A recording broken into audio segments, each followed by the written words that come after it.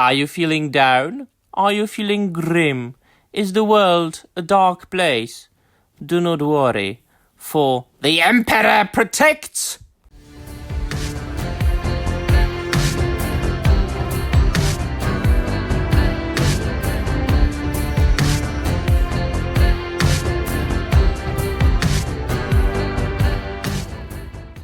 Wes, hal everybody, and welcome to another video. Oh yes, I have been postponing this video for a long time. Well, for about a week, but you know, sometimes a week is a long time.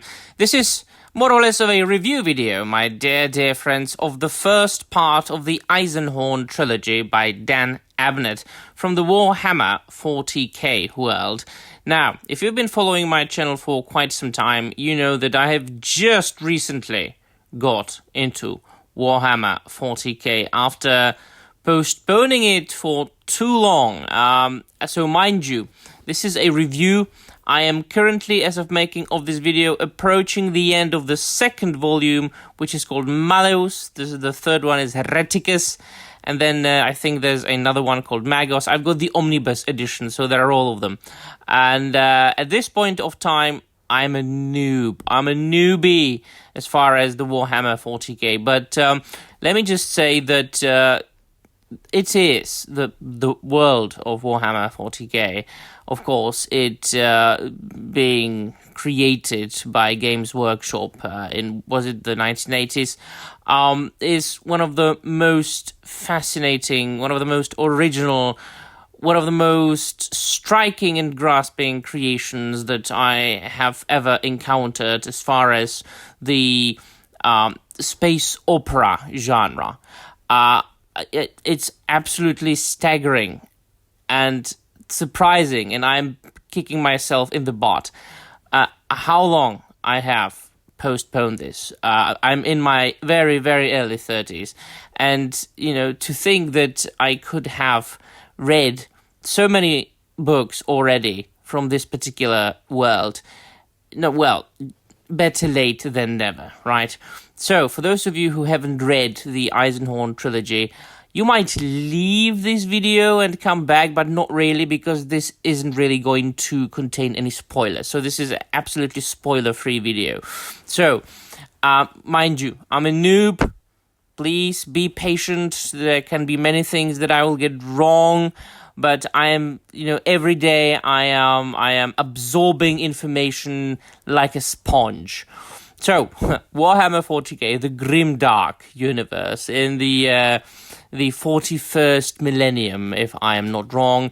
A very, you know, like dark and grim and bleak space opera world from the future, where the universe, of course, a huge part of the known universe is ruled over by the Imperium of Men, which is, of course, ruled by the God Emperor, and them leading the war against the chaos, you know, the warp, the demons, and, you know, the dark beings from other reality, you know, from other dimension, that of course being divided, you know, the Imperium having like many layers, like you've got the military, you've got the church, the military of course being divided into different sections as well.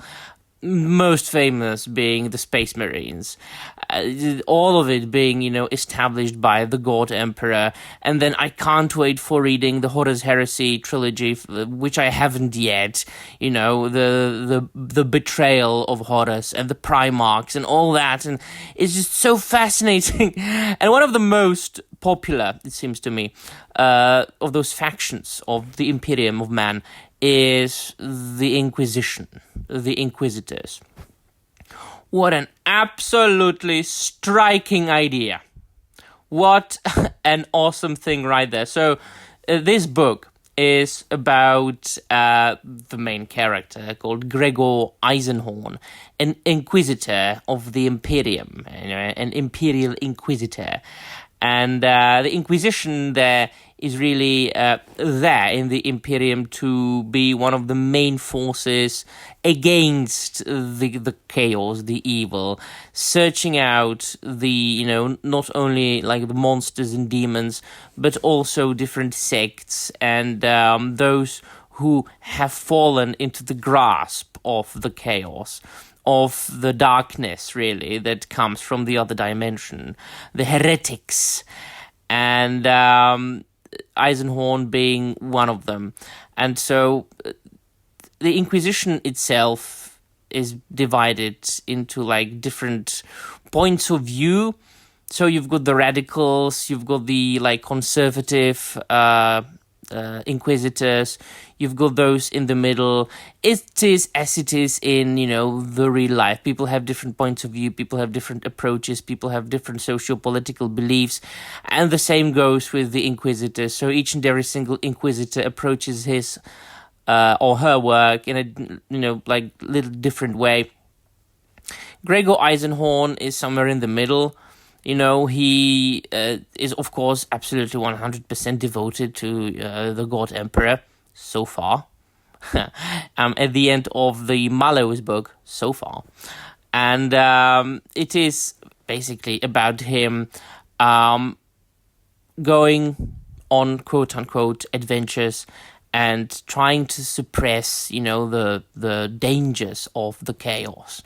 So far, he has been involved in two major storylines connected with the warp, with the chaos, the so-called necrotoic, please do let me know how to pronounce it, situation, this old tome, old book, that is some sort of like, sounds like Necronominus Ex Mortis, an ancient tome seemingly written by chaos itself. And from this, we go into the second volume, and another thing is being dealt with. In the meanwhile, Gregor Eisenhorn is being charged with something that, he himself would have never done, being a heretic himself. So this book, not only is it adventurous in that you follow a famous and badass inquisitor on his journey, and of course, he has a lot of associates, and there are many supporting characters, a lot of them, each one of them is badass in their own way. We've got very, very striking, very original villains as well, but also we get to know from this book itself, and I'm really reviewing a book and 3/4 at this point, Xenos and like the majority of Malleus. We get to know a lot about the history of the Empire or the Imperium, but also about its factions and how they work, especially then, of course, about the Inquisitors. The Space Marines are touched upon quite a lot. Not like extremely low. There are other novels about them, but they appear in the book, both those that serve the Emperor and the fallen Space Marines, the Chaos Space Marines. And that was something that I was looking forward to, because quite obviously, before I got into Warhammer 40K as an absolute, not even a newbie, but an absolute ignorant, all I knew about Warhammer 40K was that, alright, so there are some sort of Space Marines. So I had been looking forward to how Dan Abnett writes them, and he is a good writer. He is a tremendously awesome writer. Before that, actually, before reading Xenos, I only had read comic books that had been written by Dan Abnett, and he has always been a decent comic book writer. I hadn't developed any relationship, for his books, for his comics. But he is a decent comic book writer, but he's an excellent novel writer. I mean, man, he is a perfect novel writer. And also, he's a very intelligent man. You can tell, like, after having read 5 pages of the first Eisenhorn book, that this man has got a very high IQ. He can write. That man can write. and it just flows. It flows. I mean, in a space of a week, I downed Xenos. I almost finished Malleus, and there are, in the omnibus that I have, like 4 short stories that are in between those individual novels. So 2 of them, absolutely worth it, 100%. So this book itself, or I would say that this entire trilogy, combines space opera from the grimdark universe with the adventure genre, with the detective genre, because there is a lot of detective work, and I love detective novels, I love detective stories, with a little bit of a pulp genre. So it combines the best of what there is in literature, and I just can't wait for reading more. So if you have, I mean, if you need something, if you want to read something, if you are into space opera, if you are into science fiction, go ahead and read Xenos. I mean, you will not regret it. All right.